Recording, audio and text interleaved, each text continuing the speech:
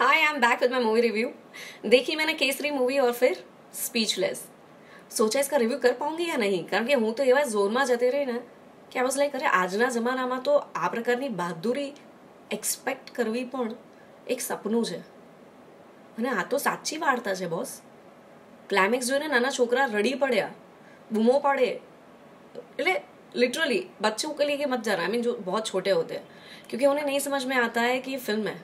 उन्हें लगता है अरे बाप रे आटली क्रूरपूर्वक કેમ મારે છે, અને એ ક્રૂરતાનો જે આખો સીન છે એમાં તો હું પણ ડિસ્ટર્બ થઈ ગઈ હતી। મને ગૂઝબમ્સ આવી ગયા હતા એ ક્લાઇમેક્સની 20 મિનિટ જોઈને, અને સલ્યુટ કરવાનું પણ સાથે મન થયું એ 21 આઝાદ શીખને જે લડ્યા, જે શહીદ થયા એ કેસરી રંગ માટે, પોતાની પાઘડી માટે। એમની માટે પાઘડીની વેલ્યુ શું છે આ ફિલ્મમાં એટલું સરસ રીતે સમજાવ્યું છે। એટલે પહેલી 15-20 મિનિટની અંદર તમારી અંદર કોઈ ક્રિટિક કે રિવ્યુઅર રહ્યો હોય ને તે બાજુમાં જતો રહે।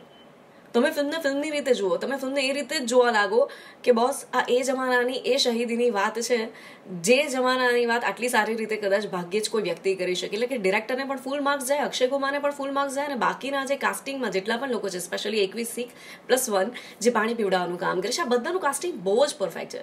બાકી હા, ક્રિટિક તો કહેશે જ કે ફિલ્મમાં ગીતોમાં ઠેકાણા નથી, કે પછી એમને સ્લો લાગી ફિલ્મ, યા તો એમ કહેશે કે ઇન્ટરવલ સુધી બહુ જ સ્લો હતી, અને અમુક લોકો એમ જોયું ઇન્ટરનેટની ઉપર 2.5 કે 2 પોઈન્ટ આપે। એટલે મને તો હેટ્સ ઓફ છે ભાઈ આ ક્રિટિક્સને કે આ પ્રકારની વાસ્તવિકતાની ઉપર બનેલી જે ફિલ્મ છે, વાસ્તવિક ઘટનાની ઉપર, એને પણ એ લોકો આ પેરામીટર સાથે જોઈ શકે છે।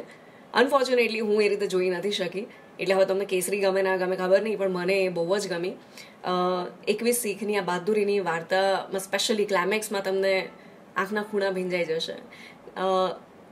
સત્ય ઘટના આધારિત ફિલ્મમાં જે રીતે ઉરી આપણા મગજમાં ઘર કરી જાય એવી રીતે કેસરી 100% ઘર કરી જાય। It's a must watch film. ફિલ્મનો એક ડાયલોગ બહુ જ સરસ છે કે ભાઈ લડવાથી તો છે ને દુશ્મન ખતમ થાય છે, પણ પાણી પીવડાવવાથી દુશ્મની ખતમ હોતી है। Do watch Kesari and share your review, I mean opinion और comments on this video. Thank you.